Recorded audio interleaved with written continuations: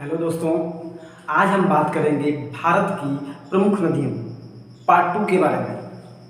बात फर्स्ट हमने देख लिया है। आज हम लोग बात करेंगे गंगा नदी के बारे में। गंगा नदी, ब्रह्मपुत्र नदी, यमुना नदी इत्यादि नदियों के बारे में देखेंगे। देखिए, यहाँ पे हमारा उत्तराखंड है, यहाँ पे हमारा उत्तराखंड है, यहाँ पे हमारा उत्तराखंड है। यहीं से एक नदी निकलती है। कौन नदी निकलती है? गंगा नदी। कौन नदी?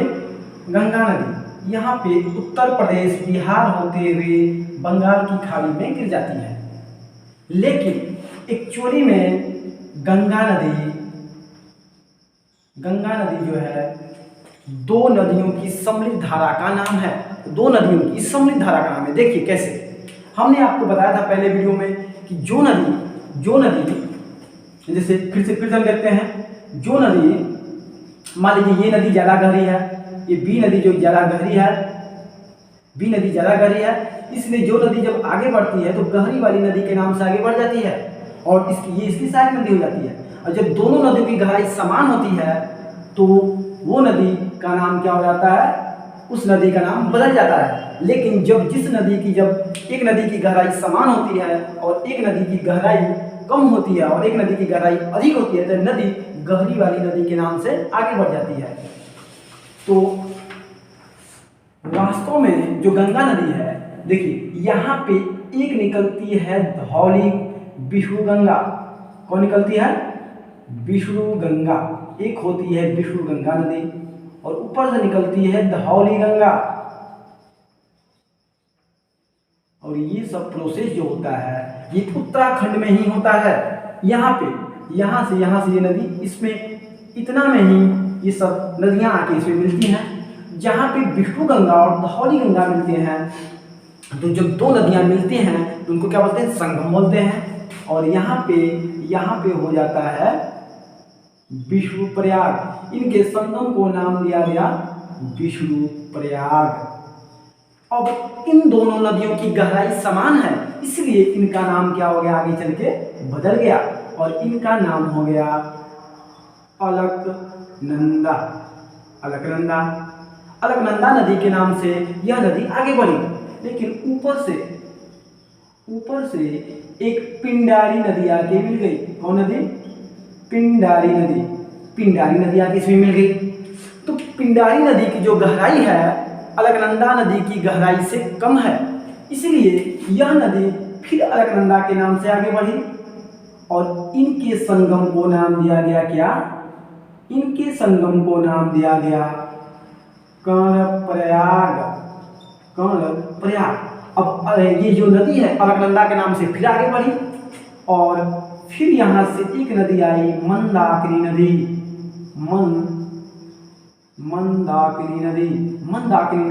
और मंदाकिनी नदी की भी गहराई अलकनंदा नदी से कम थी, इसलिए अलकनंदा नदी के नाम से फिर यह नदी आगे बढ़ी। अलकनंदा के नाम से यह नदी फिर आगे बढ़ी और इन दोनों के संगम को नाम दिया गया रुद्रप्रयाग नाम दिया गया है, रुद्रप्रयाग। और यह नदी तो अलकनंदा के नाम से आगे बढ़ गई। लेकिन इधर से एक नदी आती है भागीरथी नदी। कौन? भागीरथी नदी। और इन दोनों नदियों अलकनंदा और भागीरथी के संगम को हम क्या बोलते हैं? देवप्रयाग। क्या बोलते हैं? देवप्रयाग बोलते हैं। और यह नदी आगे गंगा के नाम से बढ़ जाती है। गंगा के नाम से इसलिए यह नदी बढ़ती है क्योंकि अलकनंदा और भागीरथी की गहराई समान होती है। बताएं कि जब दो नदियों की गहराई समान होती है तो उस नदी का नाम बदल जाता है। फिर से देखिए, यहाँ पे ये सब सारा काम होता है, ये सब उत्तराखंड में होता है। उत्तराखंड पूछेगा कि गंगा नदी किन दो नदियों की सम्मिलित धारा का नाम है? तो भागीरथी और अलकनंदा के जो संगम पे कौन सा प्रयाग स्थित है? देवप्रयाग स्थित है। देखिए यहाँ से निकलती है विष्णु गंगा, धौली गंगा। ये जो दोनों नदियाँ मिलती हैं तो यहाँ पे विष्णु प्रयाग। यहाँ पे प्रयाग देखिए बहुत पूछता है कि पूछेगा कि अलकनंदा और पिंडारी के संगम पे कौन सा प्रयाग स्थित है? कर्णप्रयाग। पिंडारी, पिंडारी पहले योद्धा थे और कर्ण भी क्या था, ये योद्धा था। तो पिंडारी, पिंडारी और अलकनंदा का संगम आएगा तो पिंडारी से हम याद करेंगे कर्णप्रयाग। फिर आगे चल के जब अलकनंदा नदी, अलकनंदा नदी के नाम से आगे बढ़ी है नदी, अलकनंदा और मंदाकिनी नदी मिलती है तो इसके संगम को बोलते हैं रुद्रप्रयाग। मंदाकिनी, मंदाकिनी, मंदाकिनी एक, मंदाकिनी क्या है, एक लड़की का नाम है। और रुद्र, रुद्र, रुद्र, रुद्र मतलब शिव जी का नाम है। और पार्वती का मतलब, और मंदाकिनी से याद करेंगे पार्वती। मंदाकिनी से हम लोग समझेंगे पार्वती। जो रुद्र जी, जो रुद्र महाराज हैं, जो हमारे शिव महाकाल हैं, ये मंदाकिनी, मंदाकिनी के पति हैं। बस आगे फिर भागीरथी और अलकनंदा के संगम को हम क्या बोलेंगे, देवप्रयाग। क्यों, क्यों देवप्रयाग? जो गंगा है, जो हमारी माता है, वो एक देवी माता है, एक मतलब देवता के समान है हमारे लिए, इसलिए हम क्या करेंगे, देवप्रयाग। मतलब देव है हमारे लिए, हमारे लिए एक भगवान के समान है गंगा माँ, गंगा माँ। तो अलकनंदा और भागीरथी के संगम को देवप्रयाग और विष्णु और धौली गंगा के संगम को विष्णुप्रयाग, क्योंकि यहाँ पे विष्णु गंगा है और इसी के नाम से याद करेंगे विष्णुप्रयाग। अलकनंदा और पिंडारी कर्णप्रयाग, और अलकनंदा और मंदाकिनी के संगम को रुद्रप्रयाग, और अलकनंदा और भागीरथी के संगम को देवप्रयाग बोलते हैं। और अलकनंदा और भागीरथी नदियों की गहराई समान है, इसलिए इसका नाम बदल जाता है गंगा नदी। और गंगा नदी निकलती कहाँ से है, तो यही गंगोत्री हिमनद है, यही गंगोत्री हिमनद से निकलती है, गंगोत्री हिमनद। पूछेगा गंगा नदी का उद्गम किस राज्य में हुआ है, उत्तराखंड में गंगोत्री हिमनद एक है। गंगोत्री हिमनद, हिमनद का मतलब वैसा बर्फ का वैसा बड़ा चट्टान जो कि कभी पिघला ही ना हो, उसे क्या बोलते हैं, हिमनद।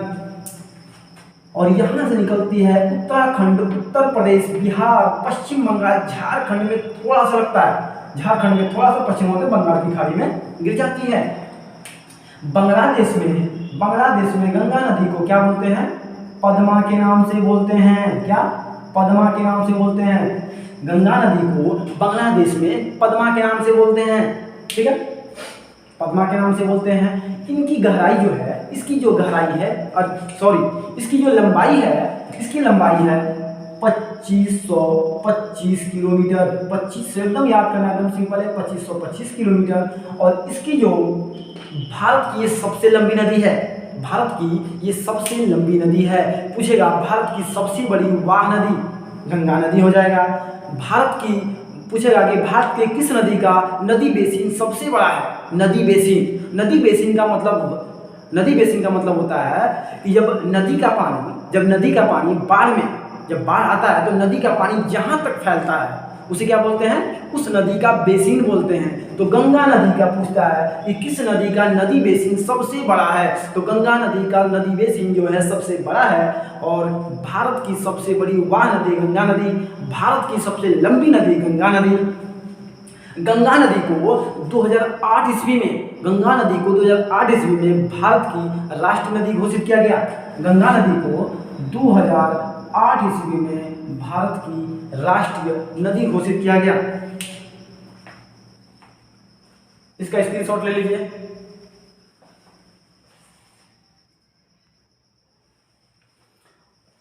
अब हम बात करेंगे दूसरी नदी यमुना नदी के बारे में। यमुना नदी देखिए गंगोत्री के बगल में ही एक है यमुनोत्री। यहीं से यमुनोत्री हिमनद से गंगा नदी का उद्गम हुआ है। यह यही उत्तराखंड से निकलती है और इलाहाबाद के प्रयाग में जाके क्या करती है, गंगा नदी से मिल जाती है। पूछेगा इसका मुहाना गंगा नदी, यमुना नदी का मुहाना गंगा नदी कहाँ पे मिलती है, प्रयागराज में। पूछेगा गंगा और यमुना के संगम पे कौन सा शहर बसा है, इलाहाबाद। अब ये जो गंगा नदी है ये उत्तराखंड से निकलती है और यहाँ पे यूपी होते हुए यहाँ पे गिर जाती है। पूछता है कि भारत की सबसे लंबी सहायक नदी के बारे में हमने आपको बताया है कि जब दो नदियाँ मिलती हैं तो जो नदी कम गहरी होती है वह उसकी सहायक नदी बोली जाती है, और जो नदी ज़्यादा गहरी होती है नदी उसी के नाम से आगे बढ़ जाती है, और जो कम गहरी होती है उसकी सहायक नदी होती है। तो यहाँ पर भी देखिए यही बात हुआ है, यमुना नदी यह है यमुना नदी है और यह है गंगा नदी। तो गंगा नदी की जो गहराई है यमुना नदी से ज़्यादा है, तो नदी जो है यह गंगा नदी के नाम से ही आगे बढ़ गई और यमुना इसकी क्या हो गई, सहायक नदी हो गई। अब कुछ नदियां यमुना में भी मिलती हैं जो उनकी सहायक नदियां हैं। जैसे यहाँ पे है एमपी में मालवा का पठार है, एमपी में मालवा का पठार है, एमपी में मालवा का पठार है। इससे एक नदी निकलती है चंबल नदी। कौन नदी, चंबल नदी निकलती है और इसके पूर्वी हिस्से से निकलती है बेतवा नदी, बेतवा नदी। और एक और नदी निकलती है जो कि केन नदी है। चंबल, बेतवा और केन इसकी सहायक नदियां हैं यमुना की। पूछेगा यमुना का उद्गम स्थल उत्तराखंड, मुहाना इलाहाबाद प्रयागराज गंगा नदी में। इसकी 3 सहायक नदियां हैं चंबल, बेतवा, केन। चंबल, बेतवा, केन इसकी 3 सहायक नदियां हैं। इसकी लंबाई पूछता है तो इसकी लंबाई है 1375 किलोमीटर। इसकी लंबाई कितनी है, इसकी लंबाई है 1375 किलोमीटर। भारत की सबसे लंबी सहायक नदी है। और गंगा नदी में कुछ नदियां आके मिलती हैं, देखेंगे यहाँ पे मिलती है रामगंगा नदी, रामगंगा नदी यहाँ से मिलती है, यहाँ से देखिए यहाँ से मिलती है गोमती नदी, घाघरा नदी जिसे कि अयोध्या में सरयू नदी के नाम से भी जानते हैं। फिर उसके बाद गंडक नदी, कोसी नदी, ये सब इसकी सहायक नदियां हैं। जैसे यहाँ पे देखिए काली नदी भी है, यह भी आके मिलती है। जैसे यहाँ पे रामगंगा, काली,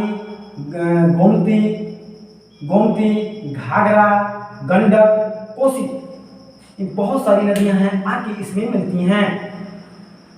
कोसी नदी के बारे में एक क्वेश्चन पूछता है कि भारत की सबसे बड़ी मार्ग बदलने वाली नदी कौन है। भारत की सबसे अधिक मार्ग बदलने वाली नदी कौन है, कोसी नदी।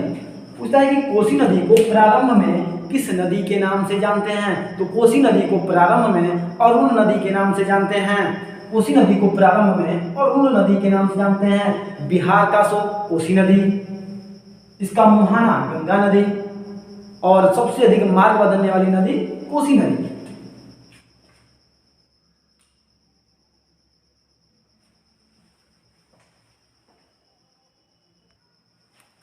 अब देखिए हम लोग बात करते हैं ब्रह्मपुत्रा नदी के बारे में। ब्रह्मपुत्रा नदी क्या है, यह भी तिब्बत के मानसरोवर झील से ही निकलती है। और इसके पहले हमने 2 नदियों के बारे में बताया, एक सिंधु नदी और एक सतलज नदी।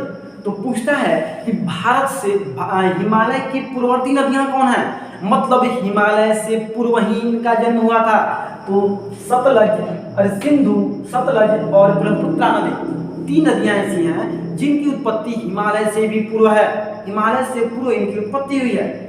जैसे अगर हिमालय से पूर्व अगर इनकी उत्पत्ति नहीं हुई होती तो क्या ये नदियां हिमालय की उत्पत्ति के बाद अगर पैदा हुई होती तो क्या ये हिमालय को पार करके बह पाती, क्योंकि हिमालय जो ऊंचा हो गया होता तो उनको काट के ये कैसे बहती। इनका मतलब ये है कि हिमालय के पहले ही इनकी उत्पत्ति हुई थी और जब हिमालय जब निकल रहा था तो इनको काट काट के उसी समय इसने अपना मार्ग बना लिया। यानी 3 नदियां जिनकी उत्पत्ति हिमालय के पूर्व ही हुई थी, कौन कौन, सिंधु, सतलज और ब्रह्मपुत्रा नदी। ब्रह्मपुत्रा नदी और सिंधु नदी और सतलज नदी तीनों का उद्गम स्थल तिब्बत के मानसरोवर झील से है।